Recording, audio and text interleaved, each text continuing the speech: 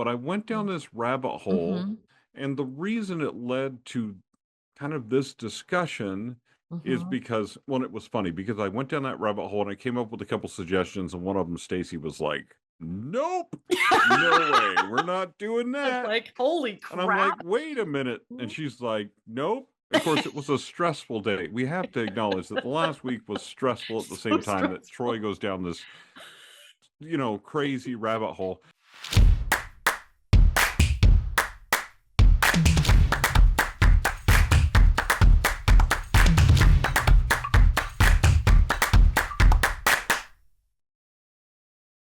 Hey, everybody. Welcome to Pros Talking Prose. And you now have the pleasure of seeing Troy with his beautiful new lenses. Aren't they gorgeous? He looks so much smarter. I look smarter. I have to do something Yeah, I like to it. look smarter, I look like it better, too. something. I do when I get tired at the computer, I have to wear mine too. But I am kind of not great. My eye doctor would probably yell at me because I don't wear them as often as I should. Mine did yell at Yeah. me. First of all, because you know that your prescription lasts a year, right? So Yeah. the idea behind that would be that every year you go back and see your eye doctor. I For do. those of you listening to this because you can't see and you can't watch on YouTube, probably the reason is, Well, according to and my eye doctor, yeah, and because then you didn't show there's up every year, you just said 2 years is good enough. you get that And, presbyopia thing where you're like the old eyes thing. It's kind of yeah, funny. Yeah. experienced eyes. That will, yeah, we'll Experienced call it eyes. Yeah, experienced eyes. But anyway, exactly. yeah, so I'm really excited to talk to you guys all today. And we have some kind of it's gonna feel like a rant, but I promise you there is some direction here that Troy and I have. We do want to talk to you a bit about something that we are personally experiencing and going through as we are working on our businesses. And we because we feel like it's pertinent and we believe Hmm. it's valid. Related. We yeah, Yeah, it's it's very related related. because we work in the book business, right? Like, geez, Yeah. of course this is going to relate to authors. But I also wanted to kind of point out to you guys, and if you haven't noticed this, I mean, we're kind of like a couple minutes in already to this podcast. If you haven't noticed, I haven't told you to follow us on our Patreon, to contribute to our, to our Coffee tip OnlyFans. jar. What are those things called? I The don't. virtual tip jar? Yeah, the We virtual should tip make jar. one. Yeah, So I you guys we can don't we ching don't some coiny yeah, in we there. don't have anything We like don't that. we don't even have one. We don't have one. The reason we don't have one, and I want to point this out to you guys so you understand this about Troy and I going forward, is the original reason for those of you who are new and following us just recently. By the way, if you're currently following us and you haven't subscribed, it would really help us out, but not for money.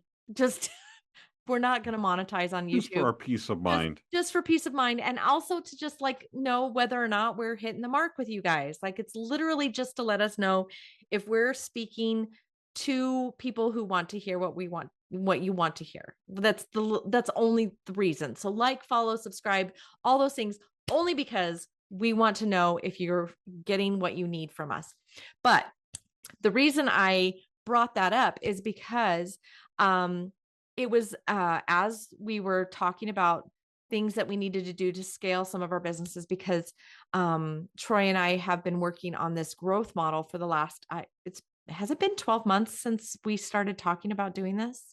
Yeah, it's just about. Yeah, actually, yeah, Has it? it's Okay. coming close to 12 months. Yeah. Okay. Yeah. Well, it was about this time last year that I approached Troy and I said, okay, I think we need to merge our superpowers and become super twins. And we started our podcast long before that, because as friends in the business, we got told by one of our other friends that they wanted to hear what we were talking about, because we were always having these conversations and we were just talking shop. And she's like, oh my gosh, to be a fly on the wall when you guys are talking business. And so we just decided to start recording. So that's why you guys get to hear these conversations, is because we just decided that was a good idea for you guys to hear what actual working professionals in this business are dealing with when it comes to indie books, indie publishing, the writing business, all of that. So there's the very nuts and bolts of why we're here on YouTube. We don't plan to monetize this YouTube channel. So one of the things I even told Troy is like we're gaining on that 500 subscriber thing. We grow this channel very slow and very purposefully. I'm not trying to go viral here, so you're not going to see rage bait on here. But one of the things sponsored by Dr. Not Pepper. sponsored by Dr. Dr. Pepper or A&W. Cheers. But anyway, no, but but one of the things that I wanted to point out is that as we're growing our business, we have like had to think about ways to get creative and kind of I guess handle the workload that comes with growing, right? And being able to, one of our biggest goals was to reach more and more authors and be able to help more and more people, because we're just two Idaho hillbillies working out here in the sticks, and we just work, while we work globally with a lot of authors, we've never really advertised outside of just our normal like channels. We just have really grown very, very organically. And so it does tend to grow the longer you're in the business. And so one of the things that Troy had to do is he had to think about the way to kind of scale our ghostwriting services, because that can get really heavy, really busy, really fast, and it can really overload us quickly. And so we really want to keep the quality high. We want to make sure that we're not planning on utilizing AI to do the workload and the heavy lifting, because that's very much part of our model, is to keep the provenance intact. And so that was like something he went down a deep dive this last week. So Troy, talk about a little bit what happened when you went down this little rabbit hole, because it makes me so happy. I'm a business girl at heart, you guys. If you don't know that about me, this is like my bread, butter, sugar, cream, everything. It's like what I get fueled on. It's my ikigai. So Troy going down this rabbit hole just made all of the joy, flowers, and birds sing in my life. Well, and what's funny about that is, so I wrote a book a number of years ago called Writing as a Business, basically talking about production, distribution, and marketing. But I pulled it because it needs to be updated. I know there's marks all over, but it needs to be updated because marketing and things have all changed. In fact, pretty much everything in that, except for the production part, can pretty much be left alone, because you still have to produce good books. That's part of it. Yep. But distribution is a little bit different. Marketing is definitely different than it was at the time that I wrote that book. So anyway, but what I had never dived too deep into was scaling. Divin in the woods. Divid. I never divid. I never dove that deep into the idea of scaling, because for most authors, there's only two ways to really scale. And one is either to write more books or to sell more copies of the books you already have. Right? That's pretty much the ways to earn more money and to scale. As an author. As an author. Now, you can get movie rights. Somebody can buy the rights to your movie. But that's rare. You can get foreign rights, translations, and stuff like that. That's now become easier, and that's another topic for another day. But like turning your book into more than one thing is generally how an author scales and makes more money. But generally, unless you're like Brandon Sanderson, you don't have a staff and a warehousing operation and all of those things, right? But then he's also got a publisher, Dragonsteel, so he's got all kinds of different avenues, but also all kinds of different avenues for income, but also overhead. And now that becomes a business that takes up a significant amount of your time. Significant amount of your time and your profits, because you have to invest all the money that goes into your business to keep making that money. Like it's just, So, it's significant. yeah, and so as an author, one of the things that I always told people was to keep it simple, keep it as simple as possible, because Mhm. the simpler your lifestyle, the easier it is to make a living as a writer. If your lifestyle is simple enough that you don't really need that much to make a living, right? So I'd often tell people, if your idea of making a living is a house in the suburbs with a Mercedes in the driveway, 1.5 kids and 2.5 dogs, or whatever, however that works out now to the Sounds great. averages or whatever. Yeah, I mean, and that the half kid, you barely have to feed them. But you know what I mean? I mean, you know, if if you're that's your dream though, that's hard to achieve, that kind of suburbia all by yourself, All by without a yourself. spouse that also has a job, or without you having a day And job or I some will kind of mention, retirement or whatever. because there will be probably somebody that challenges us in the comments that says, well, it's doable. It is doable. It is doable. I have an episode of Red Ink that will be published by the time you guys read this, where I actually break down the income based on that kind of thing, just so you guys understand what the averages are, based on Hmm. the statistics out there. But it's doable, but it's rare. It's rare. And Troy, you throw a statistic out quite a bit that's like the top 1% thing. What is it that Yeah, well, yeah, usually? basically the top 10% of writers make 90% of the money. Right. And of those, the top 1% 1%. makes a large percentage of that. And Right. that's because we work in a power law business. We've kind of talked We've about talked that about before. this. I'll reference We it had in a the podcast description. about that. We can link to that in the comments below. I don't Mhm. want to go deep down that rabbit hole at the No. moment, except to just say that it's rare. And to just say also, like, and I've mentioned a number of times on the podcast, that, Vince, Andrea, and I sat down and we were like, how much money do we actually make Mm-hmm. as authors?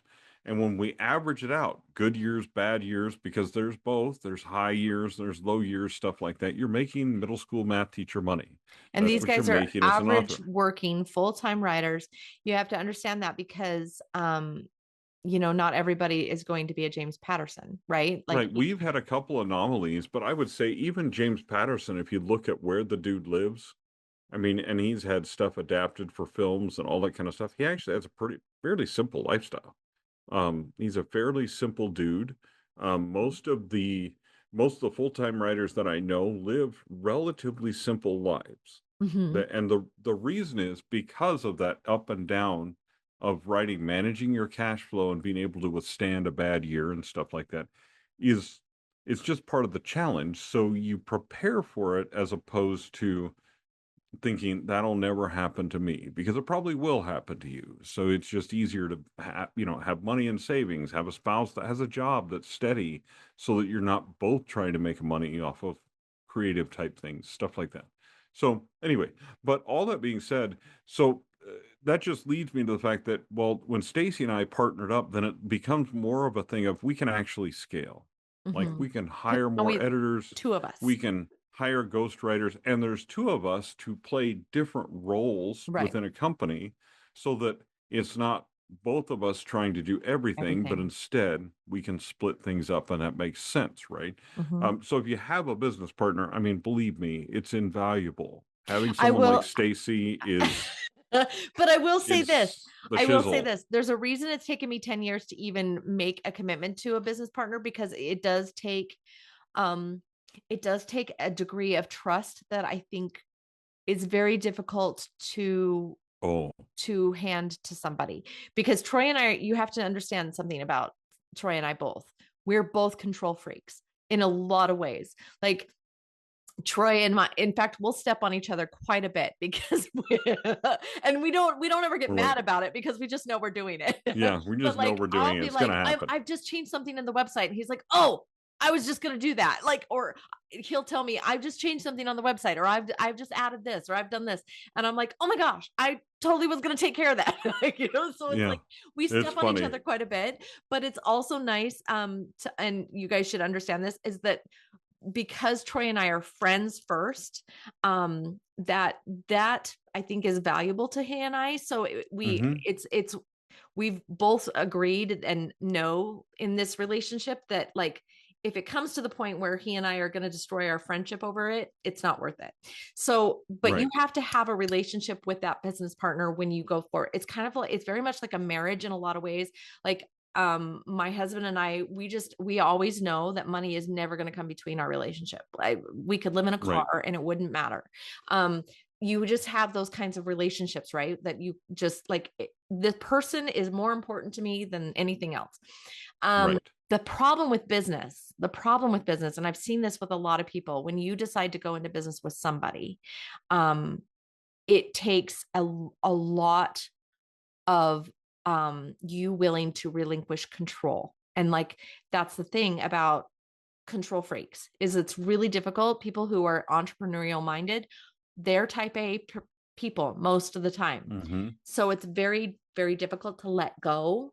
And that is, it is a factor. So when you Mm-hmm. are talking about scaling, I want you to understand Brandon Sanderson lets go of a lot of things. He has to. He has to. You Um, have to you to have to. scale, And so, which is that's ooh, it's part of the hard. So hard. part of the issue is because we want to keep the quality up, then quality assurance becomes our job, It's a big right? job. And so for both, and that's a big job. And so for both of us, we're like, that is really, really important. It's a high priority for us. So we can't to put someone else that's not one of us two in charge of Q&A, at least at the moment, would be It's Troy and I, would be really if challenging. you're Like not on there's just YouTube and you can't see us, I just need you to know that both of our asses are chapped. Like, we just like clench. exactly like we We're like, both got these new ergonomic chairs, which is a good thing. Otherwise, I'd be pulling leather out of there later.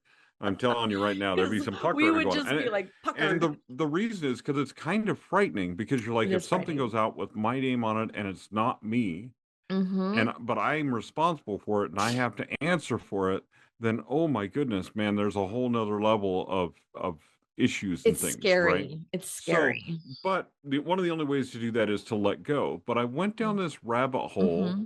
and the reason it led to kind of this discussion is Mm-hmm. because, well, it was funny because I went down that rabbit hole and I came up with a couple suggestions, and one of them, Stacey, was like, "Nope, no way, we're not doing It's that." like, holy And I'm like, crap. "Wait a minute," and she's like, "Nope." Of course, it was a stressful day. We have to acknowledge that the last week was stressful at the So same time that Troy stressful. goes down this crazy rabbit hole. And And Troy, part of the stress was coming from quality assurance it checking was, things. it was And so Meazu. we're Meazu. talking about letting Q&A go. And then, Yeah, oh my Meazu. God, I'll let you tell that story in a minute. It's just very good.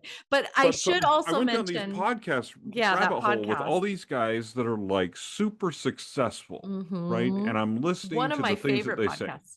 And Mm-hmm. some of them have just this great thing. And so like I'm listening to these guys and I'm coming up with all these cool ideas and I'm Yeah. thinking through because most of them have some good business advice. Yes. Well, It's yeah, a lot and of it it's is good usually business mixed advice. Yeah. in. The only problem is it's usually mixed in with a formula Right. that they've come up with. Mm-hmm. They're like, this is how I've achieved my success. And if you follow this formula, you can achieve success too. Right.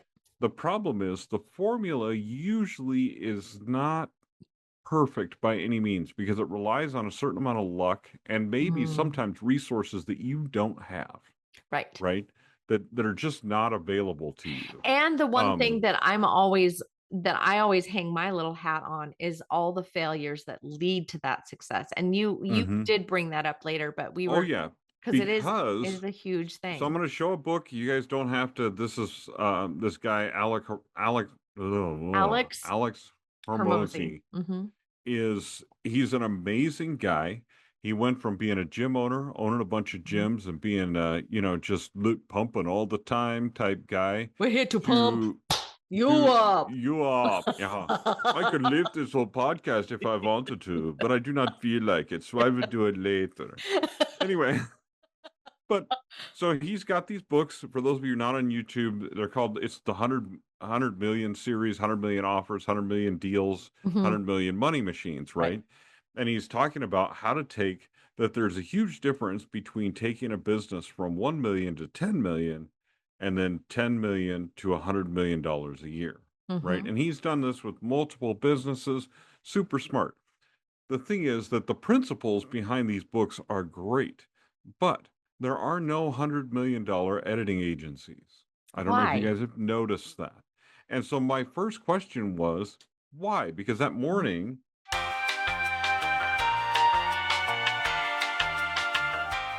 okay, so but that morning, the morning that I went down this rabbit hole, Stacey had said something about you never hear about $1 million editors, Mm-hmm. millionaire editors, and I was like, why? Mm-hmm. Why don't you hear of millionaire editors? And then I'm like, okay, well, let me find out why. I mean, let's go down the rabbit hole and look at profit and loss and ROI and all that. Let's find out why. Well, it's real easy to find out why in the editing business. Like to be $100 million editing business, we would have to get every editing contract in the United States and employ nearly every editor in the United States who wishes to be employed. Like it Right. would be a massive It would be a massive undertaking, a operation. Mhm. massive thing. And we would literally just have to swallow up anybody who's our And competition, by the right? way, the thing about $100 million business, and the reason it wouldn't be just that. It would be the amount of work that you would have to bring in to continue to funnel the work in. I mean, you Mm-hmm. guys, I mean, I'm going to be completely transparent here. Um, my business is multiple six figures a year. That's how much money I bring in. I'm probably this year I'll probably come close to about 250, $260,000, maybe. But the thing is that guys, I don't make that money. like Yeah. like I don't There's make that. I lots of have to pay I expenses in have to that. pay Troy, I have to pay for conferences, I pay for merch. I really give a lot of my money back to my clients.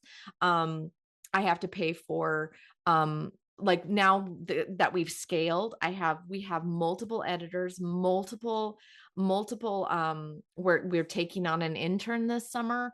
I've paid for my marketing strategist to come with us to a convention for a week this October. Like we're shipping Troy out to Texas.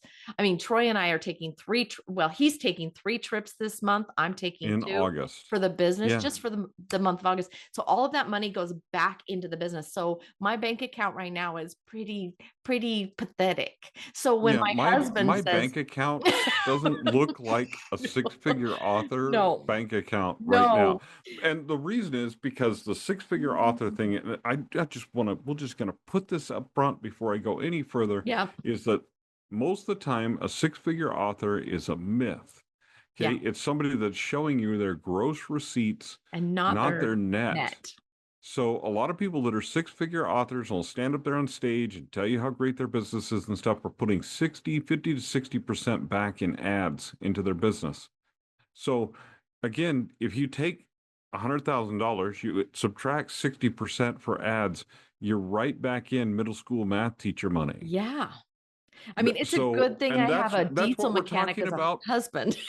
I mean, that's what we're talking about bringing home, though. Yeah. So we're talking about what you bring home, not what somebody shows you on their gross ledger, because And the gross ledger doesn't tell you anything doesn't about a tell you business. anything. If you looked at that when you went to buy a business and all you looked at it was the gross ledger and you didn't look at profit and loss and ROI, you would be a fool because you would end up buying businesses that would actually cost you money to own. Yep. So, and for some authors, that's true. Like It- you have a business that costs you money to own until you get to a point when you yeah. can turn that around and make it profitable. And all of that requires effort and it requires education, and not only education in the business side of things, but education in the author side of things to improve your product that you're putting out there. Right. But anyway, so that's a whole other thing. But anyway, so in this case, we're looking to scale, right? And I come across all this advice, and what I'm finding is that the formula is not great. The Right. advice inside the formula is good. And Hmm. so I want you to understand this when you're listening to authors, reading author business advice, reading author craft advice, even, is that the formula is not where the good stuff is. Skip Right. that. Pretend the formula does not exist. and look at the inside, at the advice that's being given inside of the formula to get you to the place where the formula works. And Exactly. that's advice that you can take and put into practice. Right. So let's give a for instance, okay? Like we're going to talk about story structure really quick and then we'll move on to other things, right? Yeah. But story structure. So let's talk about Save the Cat. Let's Right. just talk about Save the Cat. We were joking about when we were talking about the Odyssey that Homer did not sit down with Save the Cat writes an epic poem and Nope. and structure the Odyssey according to that. Now, if you But break down the Odyssey movie, But if you though, did, it's kind of in there. And he it even it saved is the in there. cat. Look at the dog on the manure He pile. did. He did. He did. Yes. He saved anyway. There was a true save the cat moment there. But listen, here the thing that's important to understand is that story structure is about us having studied stories and books that were successful and seeing what common elements we had and where those common elements exist most commonly inside of those books, right? Mhm. But we're using it to analyze finished books. So you don't use the story structure to build your story. You build your story and use story structure to analyze it. Let's translate that to the business The side. business side. Mhm. You build your business first, and then you look at business formulas to see which one resonates with your business, and then you may be able to use that to improve your business and to scale. And you develop an innate sense of what is good in business and what is not good in business, and you do that. So another example, one of the things that people used to tell you to do was to leverage debt for Yeah. investment, Mhm. right? With current interest rates and the current uncertainty in the world, how is that advice holding up? Yeah. I hope that most of you listening to this podcast, unless you're in a very elite group, are not leveraging debt for investment right now Mm-mm. because you're going down a dangerous path, right? And that's never been a good path for authors, by the way. So I've please never don't yeah. take out a second mortgage on your house so you can afford editing your cover because that book's going to be spectacular and change your life. Don't do it. Not going to happen. Would make Okay. we have stories we could tell you about people that We we have real personally life met. stories Yeah. of people who have sold cars. They have taken out second mortgages on their home. We have people that have lost their homes because Lost they've their invested home. so much in their writing because they're like, well, once I get this book into the world, I'm gonna be rich. And the answer is you might be. It is possible. It is also possible to get struck by lightning or win the lottery. Okay, but we don't bet our living on that, Right. right? We just don't bet our way of living on that. But anyway, so all that being said, what this led me to understand as I went down this route about scaling was that formulas suck. Right. Stacey's got a dog too. I For just those I of you not on smelled YouTube, I smelled Tucker. Tucker stinks. Like boxer dogs, man, when they have gas. Ooh. So I'm just like, what is going on? Because I thought he wasn't in my office, but he snuck uh, in and he's on my little dog beds. Like they're on their little, I have a little dog bed that my two dogs are on. And he has taken up the entirety of the bed. And one of my little dogs is up in the corner, just like trying to worm onto the bed, just some kind of, it's so oh my sad. He's goodness. just like curled up in this, not even on the bed. Poor thing. I feel so bad for my poor little dogs. They're not used to having this big dog live with them. Anyway, Oh my goodness. sorry. It was a Anyway, distraction because it was so it bad. So if you were watching me on YouTube, you were probably seeing me go, ooh, and I wasn't making the like ooh what's face at going Troy. on? No, it wasn't that this advice stinks. It said, No, no. but yeah, I mean, so uh, just keep in mind, and I know Stacey's got a bunch of stuff to say on this too, but Yeah. keep in mind that the formula is generally not the answer. And you have to be very careful with formula. As one of the podcasters that I was watching said, uh, the formulas outside of math suck. He said a little differently, but Sydney would have to Yeah. censor me if I said it that If way, you said it that way. right? But formulas outside of math really do suck because we don't, the writing industry is a chaos industry and it's not based on math. Because if it was, you would just solve problem, solve the formula, solve the algebra problem, and you would win automatically. You But it know, doesn't work that way. there's so many people that come to me, and I'm sure they've come to you, Troy. We've been in this business, you've been in a little longer than I have, but like it's kind of a common thing. It's one of the reasons why people go to writers' conferences. It's almost like it's just kind of interesting to me how many people go to these events or go to the speaking events, and they're all looking for that magic bullet. They're all looking for that magic Mm-hmm. formula. This is the secret that everybody's been keeping from you. And it's it's the reason.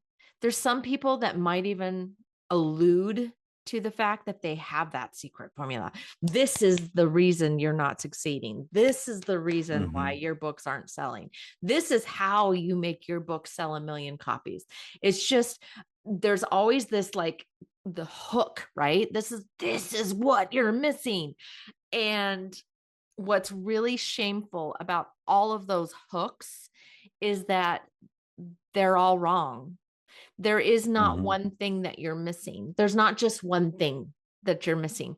There's too many variables, and this is true for a lot of businesses. This isn't just the writing business. This is every Mm-hmm. business. Like, and trust me when I tell you, I've been in business for 35 years now. Like since I was running a multi-million dollar office when I was 22 when I started. And I know that sounds like a brag. Trust me, it's a humble brag, but it was like I fell in my lap and there I was talking to the city of Las Vegas city council. It's crazy. But anyway, that's another story. I'll tell you about that another time. But that's how my into business came. But since in all of that time, in all of those businesses, very successful ones, some not so successful, some trying to be successful, franchises, not franchises, the whole thing, I've done them all. You need to understand that none of them have a secret formula. None of Mm-mm. them. Not They all one. had like ideas about how to do this, but every single one of them, it was always a grind, Mm-hmm. always a grind. And so when I went back to school and I decided to be an editor when I grew up, I went to go get a communications degree. And there's a whole other story why I got a communications degree instead of the English degree. I'll tell you that later. But while I was there, I decided to go ahead and take some business classes because I was like, I want to like refresh, kind of see what's going on in the new business world thing. And of course, things had changed. Mm-hmm. Things are always changing.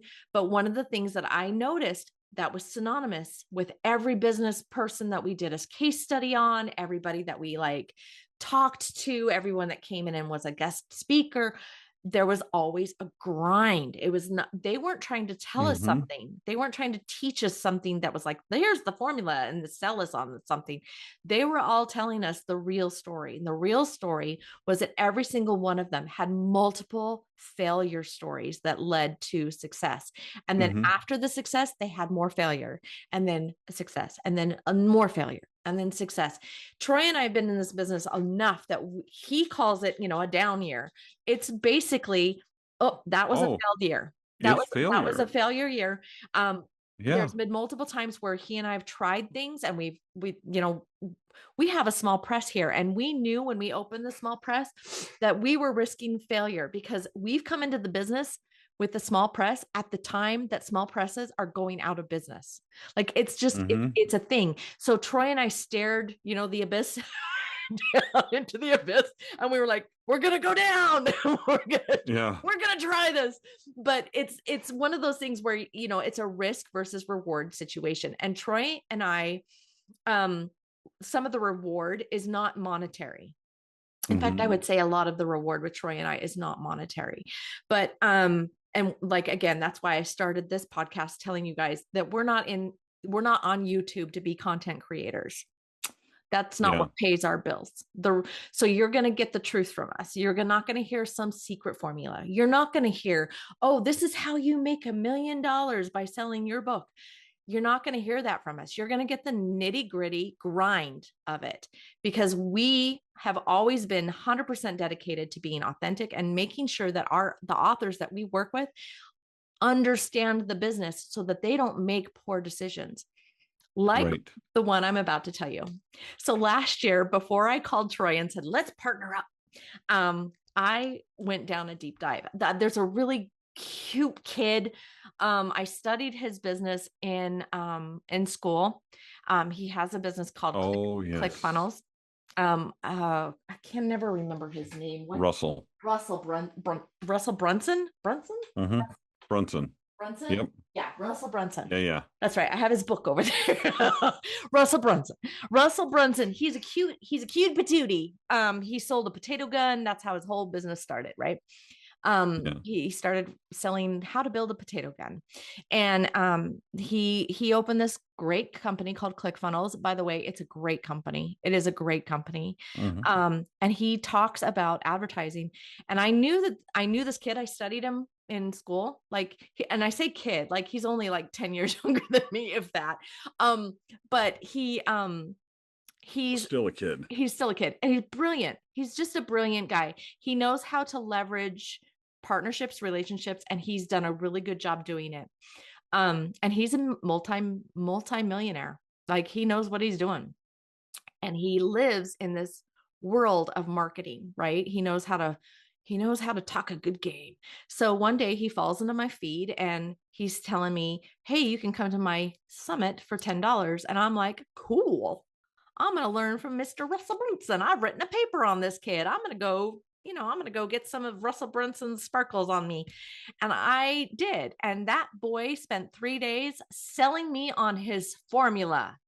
And guess what this sucker did? I bought the formula. Guess how much money I spent on that formula? And I wanted $10,000. Oh, before you said the amount, I wanted to note that you called me after you had made this investment. After. I bought it. I bought the $10,000 So she's like, I bought the $10,000 formula. You have to come on board with me because I owe some money. Gotta make this money back. Gotta make this money back. What the freak was I thinking?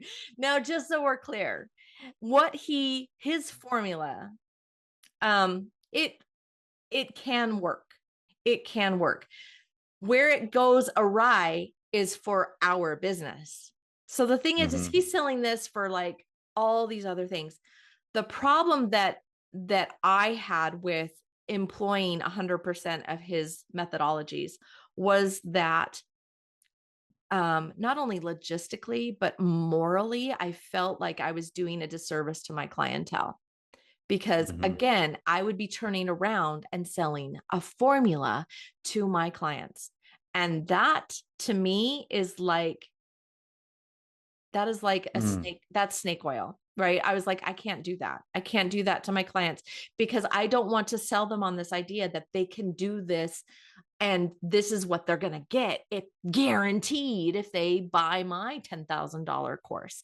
No freaking way. Right. So that's why I still have my subscription and, it's a lifetime thing. I can go in there and I'm in his school community and I'm in his, I get all his things, but I also have had to turn around and turn a lot of it off and say, okay, this doesn't apply to me. And like Troy said, when I get something from like Ted Kennedy or something like that, when I look at that, I'm going to look at the advice that's inside the formula and see if there's anything that applies. Right. Which I've had a lot of people tell me, I've done multiple nonfiction books. Business books are kind of they're like children's books for me. They're just so much fun. Oh, I love them. I love them. So I just love to get in there and edit those things. Well, there's been a couple of business owners that have come through. One was he was a gym owner in Las Vegas and he opened micro gyms and he was writing a book on how to write or how to reproduce these micro gyms and how he had a formula, right? And his formula was in this book. And I remember reading the book and then kind of giving my editorial review to him and letting him know where things were working and where things were not. And I was applying a lot of his principles to my own business. I was like, oh yeah, I really love how you did this. I think I'm going to actually employ that in my business. I love the way you talked about that. He's like, I would have never thought that this would be relatable to an editor at all. And I'm Mm-hmm. like, here's the thing. This is business, right? Like every business has little pieces, little bits and pieces. And that's, I think, why what Troy did is valuable, because he did go down a rabbit hole. He did notice that, Alex has this formula, right? Secret formula, be 10 million, $100 million company. But ultimately, when you look at it in terms of your own business and your own growth and what you can literally do yourself, right? Mm-hmm. You have to kind of like go, oh, wait, this isn't quite going to work for me. And Alex might come to Troy and I, if he heard us saying this, and go, wait, you're looking at Oh this the no. wrong way. But go ahead, say it. Actually, what's interesting is he acknowledges, which is one of the things I really like about him. He acknowledges that there are certain businesses that you can only scale so far. Right. So he said, if you come to me with your business and it's that kind of business, what I'm going to tell you is if you took your same skill set and applied it to a different In industry, different industry. you could Mm-hmm. change the amount of money you're making. Right. He goes, but I also will tell you, if you're happy in the business where you're at, that's another interesting Yeah. And discussion that came out of I his want you thing. to say that in a second. But But first, but finish yeah, this I'll thought. say it in a second. But anyway, he said if you're content, if you're good in the business that you're in and you don't want to move businesses, then we can just work to maximize your business the most that you can in that In that field. field. But there are some things that don't scale. The other thing about him is that part of the things that he learned from failure, right? Right. There were a couple times when he failed and the guy was completely broke. In fact, one of the times he told his wife, he said, if you left me right now, I wouldn't blame you in the least. I got nothing. I got less than zero. There's less than $1,000 in the bank, and I owe somebody $22,000 in commission. So I'm kind of upside down here. If you want to bail on me, you can bail on me. Um, so that's another part of it. The other part of it is that when you dig into his stuff and his material, there are certain skills that you need to develop in order to make the formula work. Mm-hmm. So you have to be willing to take on those skills and also to find a way to apply those more ethereal skills to your particular business. So it's not a magic formula because the thing that's behind it is work. Right. That's the But magic word, isn't here's it? It's a 4 letter the other word. thing, I'm so sorry. and it's the thing is, it's behind everything. I Uh-huh. mean, the answer to having more success as an author in putting yourselves in positions where you could potentially get lucky is to work hard Mm-hmm. and write more, and also work to improve your craft and work to improve your business savvy. Mm-hmm. Because I always tell people working on your craft is one of the most important things because you have to have a better product. And there's studies we could talk about that, and that probably should be a separate podcast. Because it's super interesting, fascinating, I Mm-hmm. can go on a thing for days about that, right? But the truth of the matter is, you have to have a good product to sell.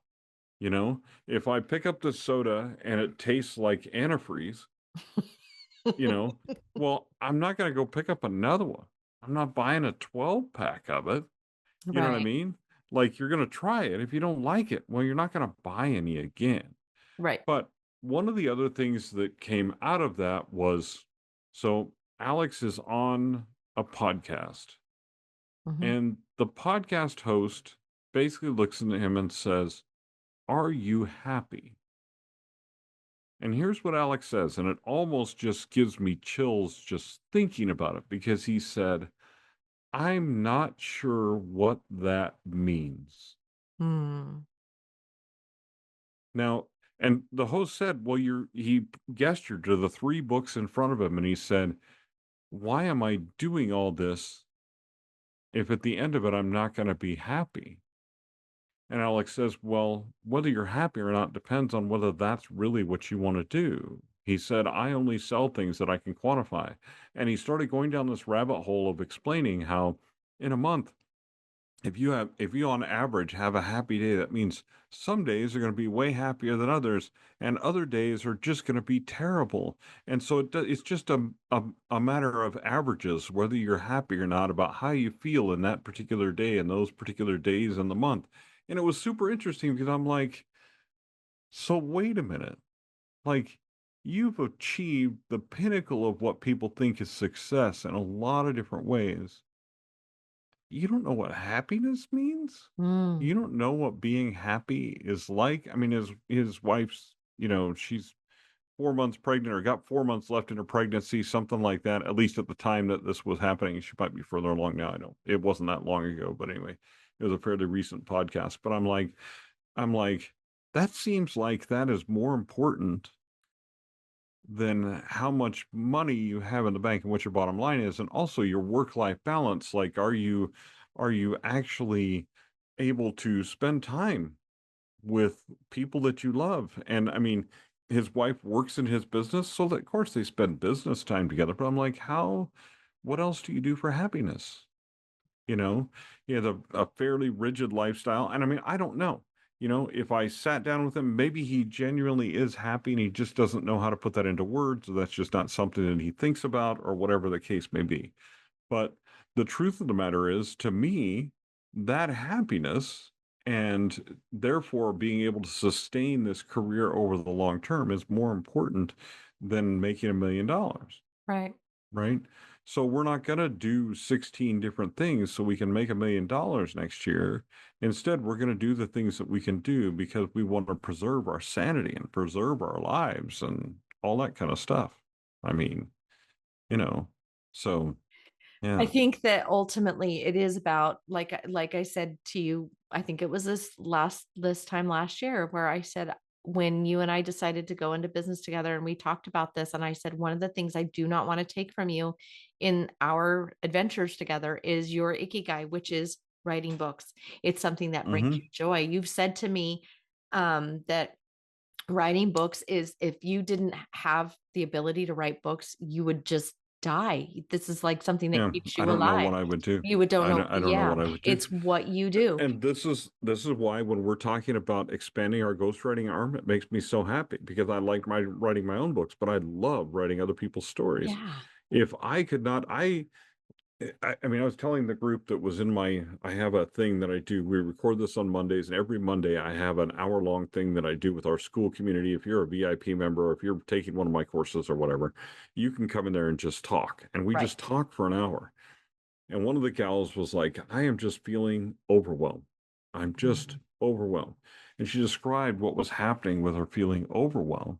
And one of the things that we said was just step back and realize that writing and the story is where the fun is.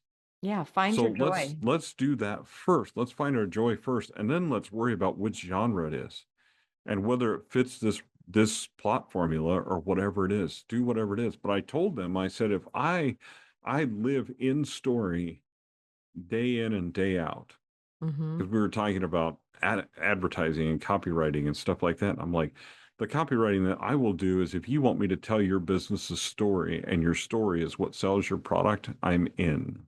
Hmm. I go, other than that, I'm not interested in just writing some ad copy. But wait, there's more. You could have this on these four Right. bonus items if you buy within the next 4 hours. I like You that know one what? guy. What was that one guy? He Screw was like that stuff. broken mug. Oh yeah, the one podcast was like broken mug, and I loved I'm it. like, yeah, we need to, when we're doing it on our channel, we need to do stuff that's like for us, Meazu. I'll Meowsoo. tell you about my We have Meazu a in a great minute. shirt on. I'll let Stacey tell you about it because what it does though is it goes to the joy Yeah. of what it is that we do. Like, Right. what is my joy? My joy is, like I had a client who, man, the first Zoom call, I thought this guy's never going to be my client. Hmm. Now, like I talk with him on a regular basis. He Hmm. invites me to dinner, that type of thing. And the reason is because where we connected was over story, Hmm. and that story and telling good stories matters. And it matters to me anything Right. more than anything. So like you and there's a lot that plays into that with my personal philosophy and all kinds of stuff like that. And we won't go down that road because that's another 4 podcasts probably. But anyway, but I mean, the point of it is that I love story. If Mm-hmm. I'm interacting with story, I'm a happy guy. If Mm-hmm. I'm not interacting with story on a regular basis, I'm not happy. I have problems, right? Immediately. It's not good for me or the people around me or anything because story is what matters, Right. right? So when we say your story matters, what I mean by that is I mean it to every one of you. Right. Like your story matters. Now, your story matters doesn't always refer to the particular book that you're writing right now. Right. And I will say this, the reason where my ikigai is, right? Like where I find my joy and where my life, spiritual life, professional life, they all intersect. That's ikigai, right? Where all those things intersect for me is like I told Troy, it's where I help authors become business owners. It's where I teach authors to actually Mm-hmm. run this business, right? Like how to become an author business, not just how to become an author, because that's a great goal. But ultimately, a lot of you have the goal of not just to write a book, but to sell that book. So that is a different skill set. And so Mm-hmm. Troy, that's why Troy and I are super twins, right? Because we come together and he teaches you, he's got the skill set to teach you how to write a great story. And while I have a little of that, I have my ikigai superpower is to teach you how to make that a business. Troy's superpower is to do the story. He also knows the business. He also, so we, Mm-hmm. our skill sets are interchangeable, but like where we find joy is in that meshing. Mm-hmm. But very much like his, writing writing your own story, writing a story to sell, that's story, right? But also I find joy in your story, the author, Mm-hmm. and growing you in your own hero's journey. Like, how do you become a successful author? What is important to you? Sometimes a lot of you authors out there, all your all your goal is to publish a book so that your grandkids have something to read that you wrote.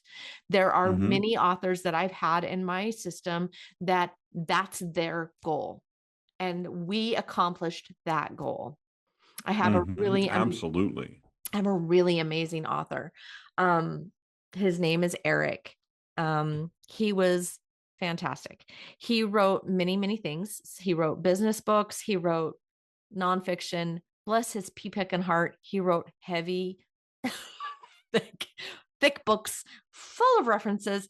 Not always the most interesting, but they're interesting to some people, right? Nonfiction books about historical things that happened. Sometimes tedious things with a lot of names that just need to be written down before it's forgotten, right? So last year, he was writing another one of these books. And I was really excited to get it done. And right after I proofread it and I handed it back to him for the proofs, he suddenly got very, very ill and sick. And he ended up in the hospital and he died within a few days. And to this day, I haven't really gotten a straight answer from his wife as to what really killed him. But from what I can gather, it was just natural causes. He just passed away, like his Yeah. heart just gave out or something.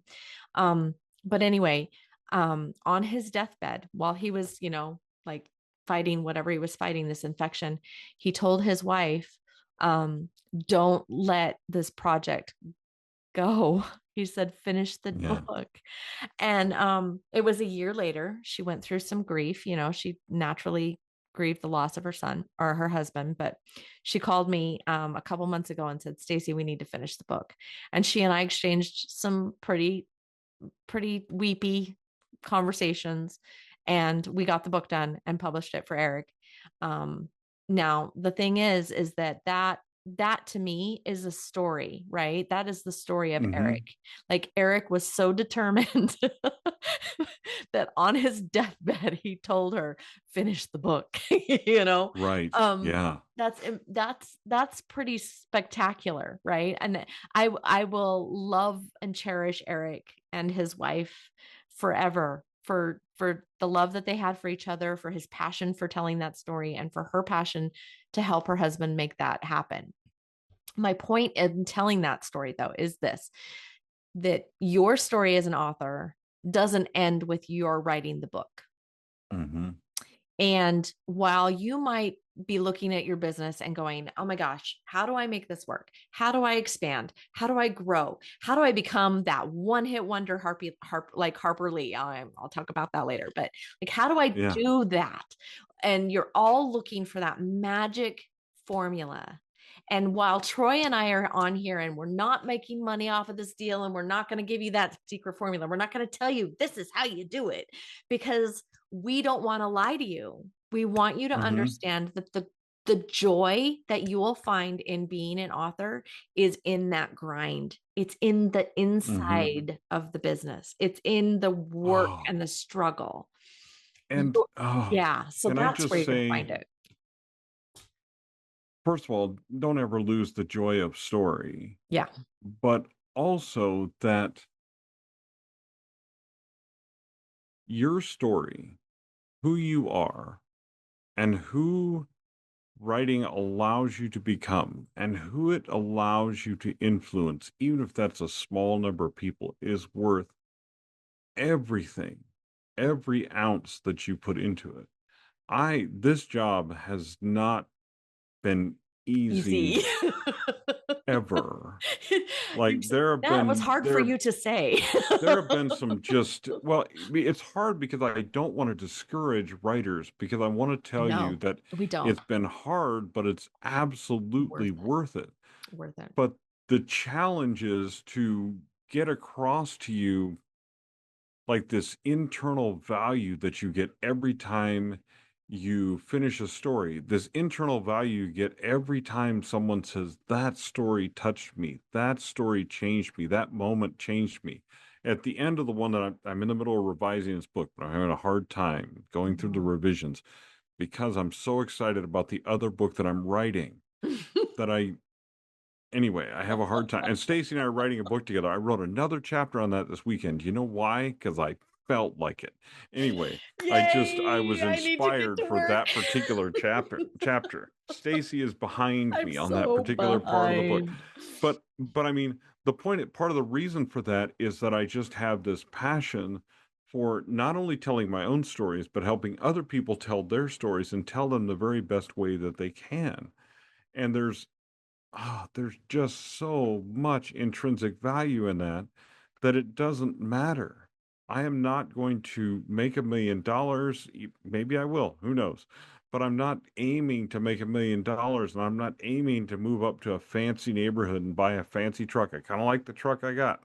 You know what Yep. I mean? I'm like, I'm just, I'd rather adopt this simple lifestyle and focus on the love of story and all the things that that lets me do than I would to sacrifice that. Now, for us scaling, what that means is our ability to touch other authors Mhm. by using additional people, stuff like that, and being a part of those projects without having to actually hands on do all of them is amazing, and I really do want to do that. But I've already told Stacey, I'm like, there will be times when a ghostwriting project will come across our desk and I'll say, that one's That one's mine. mine. I've been that Like, way about editing projects too. I'm I'm gonna do like, that. Yeah, that one's mine. there's editing projects. There's a couple editing projects that Stacey and I have fought over Yes, there have been because in front I'm of the like, client. that one's mine. And she's like, no, you can't Wait, have that one. that's I'm like, I already did this part. It's my project, right? But I mean, look, oh, that's and the great. reason is because when I do a project with you, I get invested in your Hmm. story, as invested as you are. Yep. Sometimes I feel like more, like I'm Hmm. pushing you to be more invested in your story. But the reason I don't say it's this particular story, but it's your story that matters, is each of these stories is a part of you. You put something of yourself in every single story that you write, Yep. right? It's just the way that it works. It's the way that the world works. It's the way the author world works. Don't take away that joy of story, no matter what it is that you do. You want to do things AI assisted, do it. You want to do things however you want to do them, right? However you want to create your stories and get them out into the world. That's fantastic. I think there's some fabulous stuff going on right now with AI film and AI narration and stuff that is like it's so rapidly changing and so rapidly getting that much better. If that's how you want to tell your story, awesome. Do it, right? It's amazing the different capability of things that we have that we can do and get our stories out into the world. But the important thing is that it's your story as an author and your growth as an author and your life and what this does to change you and change those around you. That's the most important thing. Exactly. I would not trade for anything. And I mean, Mm-mm. I've lost relationships, I've lost all kinds of things over being in this business and doing it the way that I do. Right? It's just that's it, plain and simple.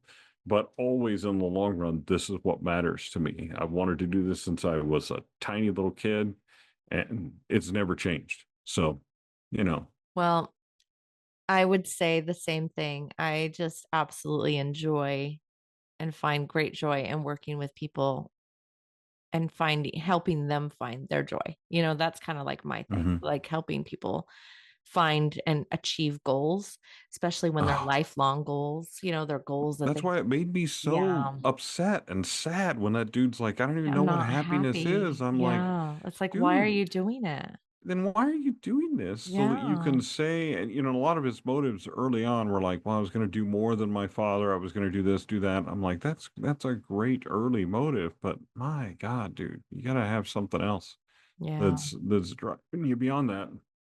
That's just me, but anyway, so that's what made me so sad when he said that. I'm like, man, without the joy, I mean, why am I doing this, man? I could go Yeah. do something else, you It's so know. hard.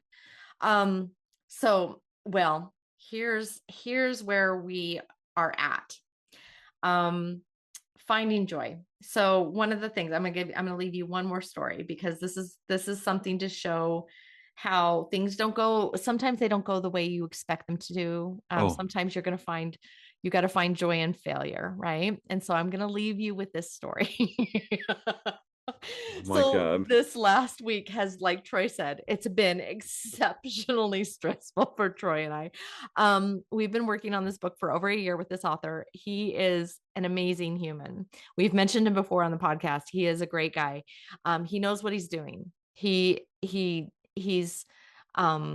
just a great guy. He's got a lot of heart and he loves what he does and he's found his joy, right? He's close to retirement eventually, I guess.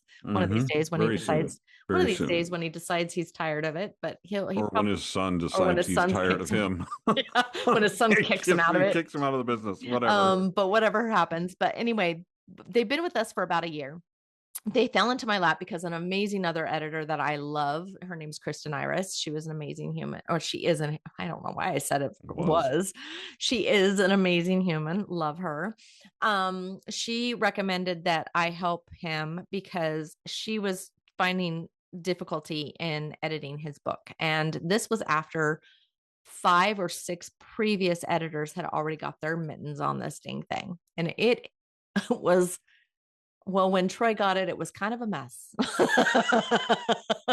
Yeah. And so Troy did an extensive, very, very extensive book doctoring slash guided rewrite kind of with this guy. And so the book, it's been through, I'm pretty sure there's been some blood, sweat, tears, and hmm dead There's bodies. effectively in the last year, him and I have been all through almost 3 full Full revisions. revisions, right? And that's a Like this lot is this because it is was no a small task. it was It's a over nonfiction book. it was over Um, 150,000 words or something when we first got yeah, it. it It was was huge, 180 when we 180, first got it. Yeah, huge. 180. Huge tome.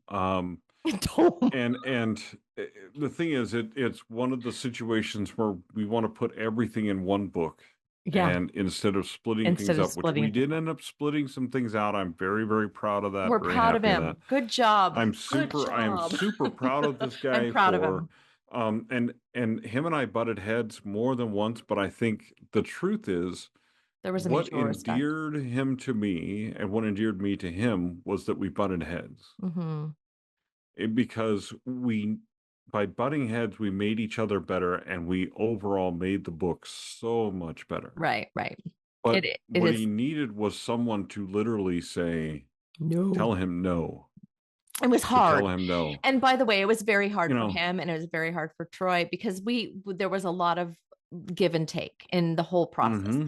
So anyway, just in the last 3 months, we finally said, yes, we're going to get this done by this deadline. And the deadline it's this Saturday. Yes. This Saturday. And the reason Oh. can you believe this? So we I'm just see the if you're on YouTube, you'll see that my cheeks, I'm sore because it's just been a long, long road. Yeah, you'll But see me it's just just shaking my coming. head, and at the same time, I'm like in Joy. such It's just joy. anticipation of holding this book in Yeah. my hands, So anyway, because of we just and listen, let me just throw something in the middle of the story. this is Just kind of a long the story. harder you work on a project, the more joy you will find when you finish it. Mm-hmm. Mm-hmm. And I mean, this has been one of those that, like, there have been a few ghostwriting projects that I've had that were like, ooh, this is extensive. This is hard. It's taken a long time. There's a couple of them where I've learned things I didn't want to learn, Mm-hmm. things like that. But like this one by far has been, I will just say it's been the capstone. That's a hint. We're not going to tell you any more of that.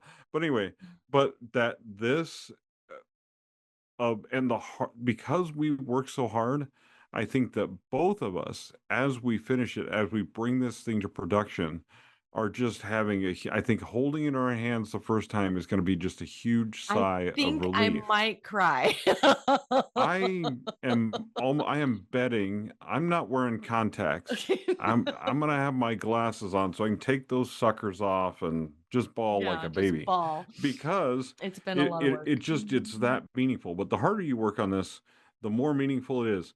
However, However, back to so you, yeah. Stacy. So Oh, over the last 2 months, there have been a couple of rewrites that were not something that we advocated for. One of them is we ordered this author decided he was going to start reading his own book. He's going to do the audio version of his book. So we slimmed down his manuscript so it was just text that he was going to read. We didn't want him to be distracted by his many citations. So we brought it down, and then as he was reading, he was realizing that some of the things that he had written weren't necessarily things that he would say. So he was editing as he was reading, and we were telling him to stop it, but he wouldn't do it. So he came to us and he said, I need this weekend and I need to give you guys some edits. And we were like, okay, fine. And we gave him permission. He gave us a list, and I think the list, I ended up, right, it was like 30 pages of, I can't remember. it I had to was. create a list of all these edits that he did to send to the Mm-hmm. It formatter was a because huge list. the formatter had already formatted. So we had to send them Yes. to the formatter, and she had to go into that manuscript and she had to seek and find all these And changes. It and for was you so authors much out there, work. this is not a vellum quick format thing where we go in and just change a few things, re-upload the Word doc. He No, has this is graphics done in and InDesign. There's all kinds footnotes. of graphics and footnotes Oh, and all of those things. So if you make too many changes, it bumps a footnote from one page to the next. It can do all the kinds of IBIDs things to the changed, like manuscript. everything changed. So the Everything changes. pagination, so it was awful. It was and it was many It edits. was massive. So it took us about, believe it or not, miracle of miracles. Troy and I went through everything and I compiled the list, and it took us about 2 or 3 days. And then I it think it was took, 2 days yeah. that it took us to get them to the And formatter. then the formatter, she's a miracle worker. She managed to fix everything in a day.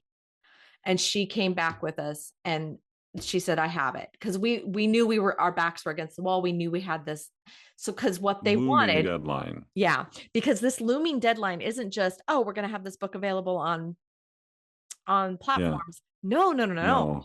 They want 200 books at an event that they're 200 physical having copies this weekend. So that we were we like, are attending, by the that way, we are going to that be we there are out. attending. Yeah. So we were like, oh my Oh, gosh. So, so then fast forward, I'm like, okay, cool. We got it done. A couple more days goes by. This is last week, right? And this is why Troy and I are, it's amazing we have hair yeah.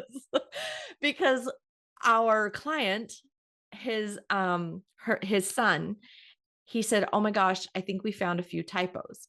They found a few typos. Very expected. Like it's something that we all expect, Mm-hmm. not unheard of. So I'm thinking, okay, we have like maybe 4 or 5 typos. That's probably what he found. No, there were 87 things that they wanted to change.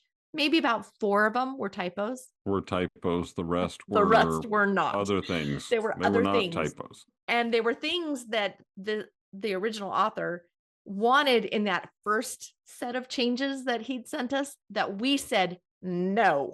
But that we rejected. he rejected, roundly rejected. and he said yes. And so Troy and I, in our utter fatigue and desperation to get done with this project and be able to print 200 books and have them in Arkansas by this weekend.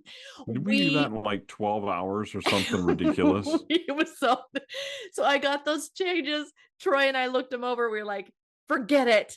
And we sent them to the formatter and she fixed them. And I got the file and I ran it through to the printer and we got the printer agreed. They were gonna, like, we had to do like some expedited shipping. We don't do commercials, but 48-hour books. Thank you for thank coming you, 48-hour books. Now back to our regularly scheduled program. Hopefully the books look good, but oh my gosh. We'll find out. So we'll find out. You know. But yeah, oh my gosh, the back and the forth with the printer. I was ready to just kill myself.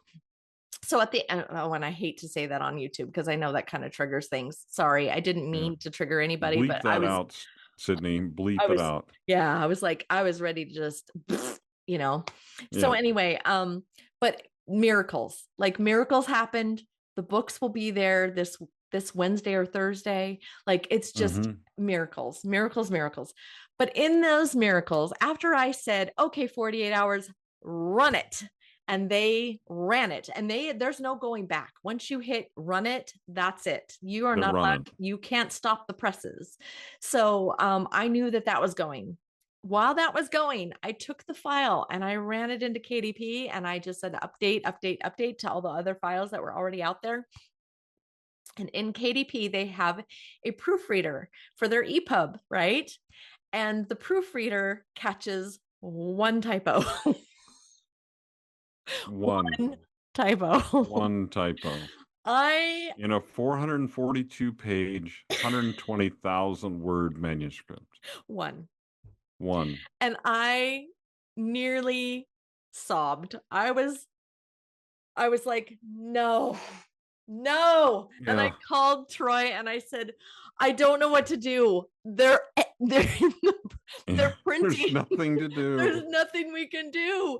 The typo is in there.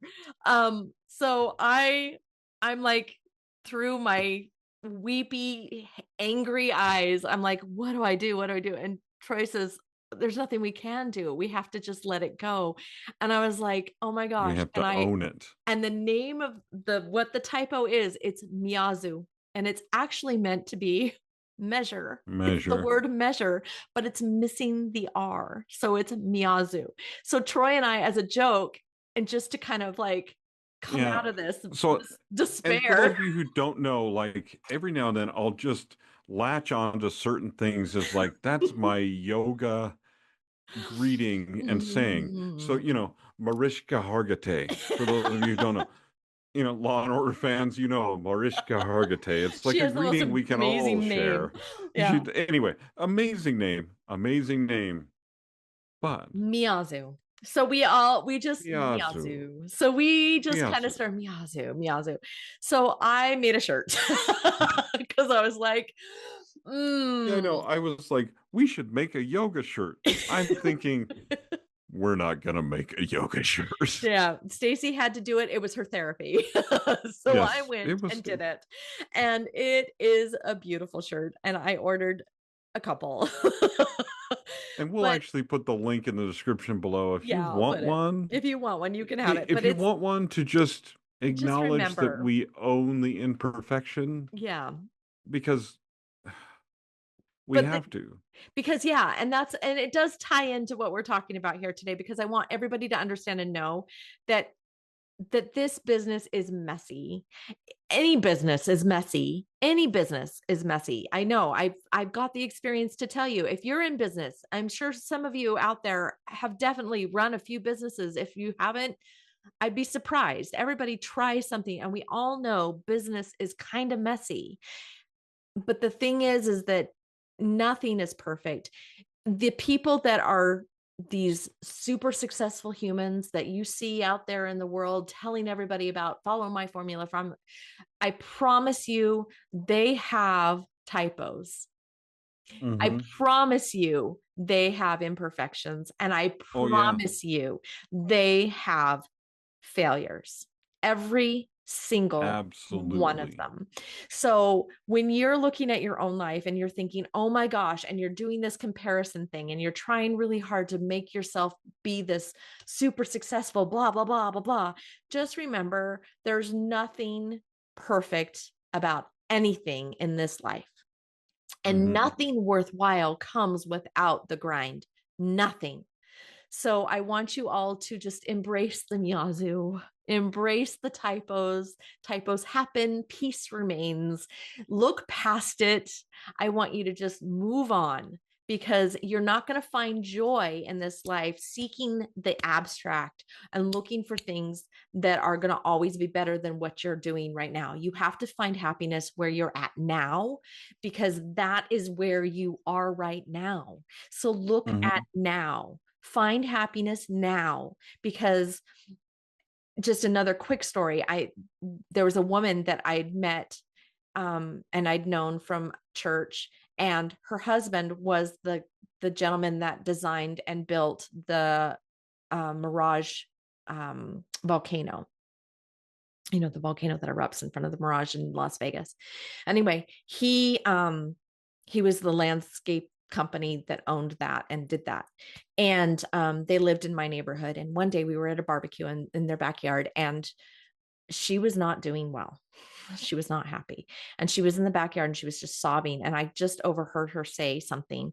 And she said, I was so much happier when I was poor.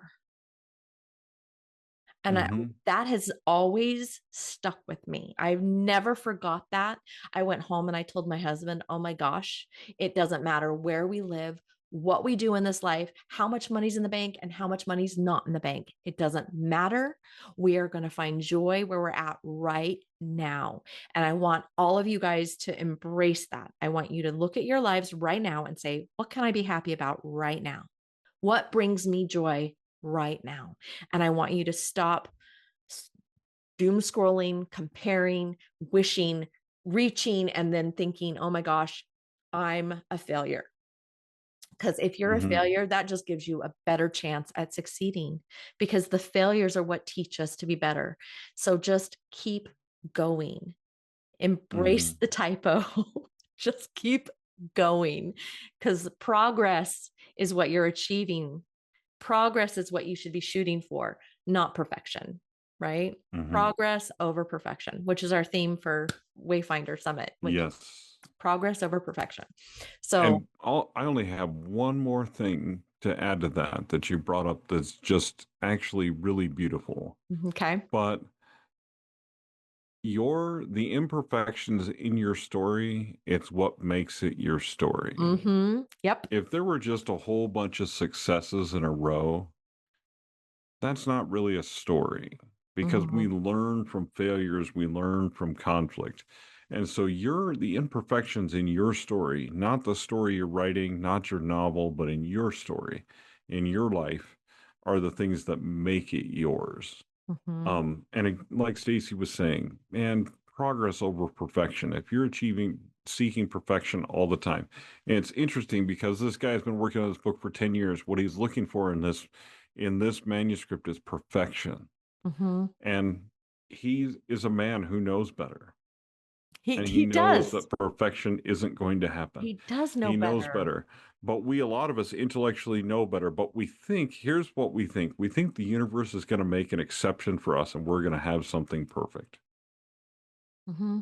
And I'm sorry. I'm sorry. I truly am in the most Canadian way I can be.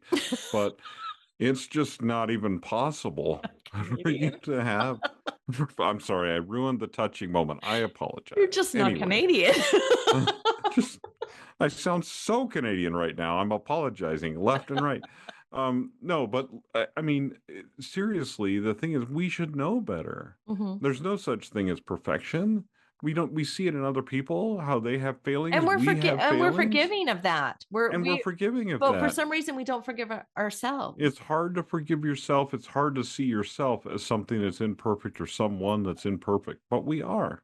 Mm-hmm. And so, honestly, if you can embrace that and just understand that there's no perfect formula, there's no magic bullet, there's no perfect advice, there's not a perfect time to write a novel, there's not a perfect time to do this or a perfect time to do that.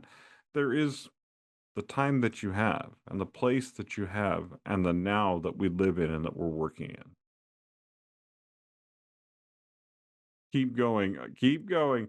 See, Stacey has some kind of distraction, so she's like, keep going. I have a feeling there's a naked man outside her office about to just open the door and like peek his way in. So if you're on YouTube and you can see her laughing and just covering her face, she's terrified. She's like, just go away. Just go away. Whatever it is, take it away. Take it away. You can't have it in the middle of our podcast. You can't do it. My best It's an imperfection. It's an imperfection that's happening right now. Now she's, It's my uh-oh. best friend. She came to see me and she brought me a drink. And my dog just went ballistic. It's totally fine. It's great. Let's just end the podcast This on is what makes our imperfection, podcast on real. an imperfect moment, but It's that's so good. funny It's as it perfect can because of what be. we were talking about. It is perfect. It is fantastic. It is No, great. don't leave yet. But okay, Yeah. well, we're gonna close because I just got a good drink and my bestie just came over and I need a break.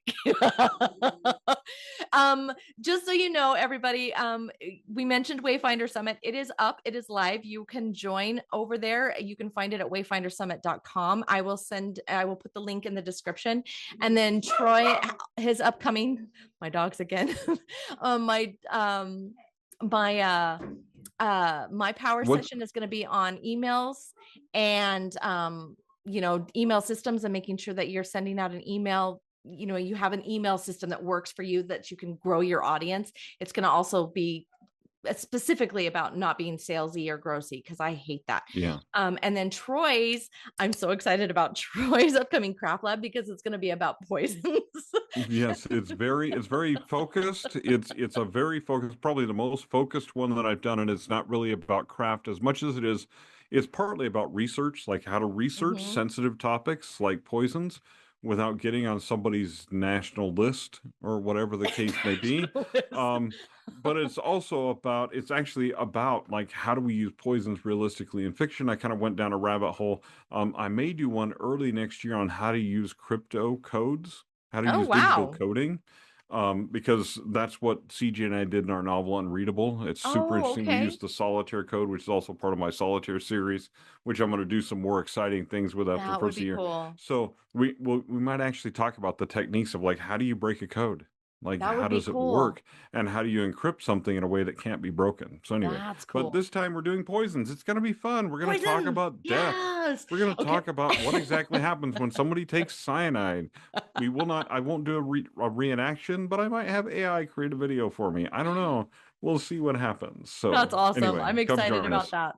But yeah, okay. So, and then, just you can follow us over at printpro.com. Again, follow, subscribe, not for monetary reasons, but because you want to hear more. And if you have something you would like us to talk about, gosh, put it in the comments. Like I said, I'm gonna be Yeah. talking about our good friend Harper Lee over there on Red Ink, Mm-hmm. specifically because of a comment we got on our last week's podcast.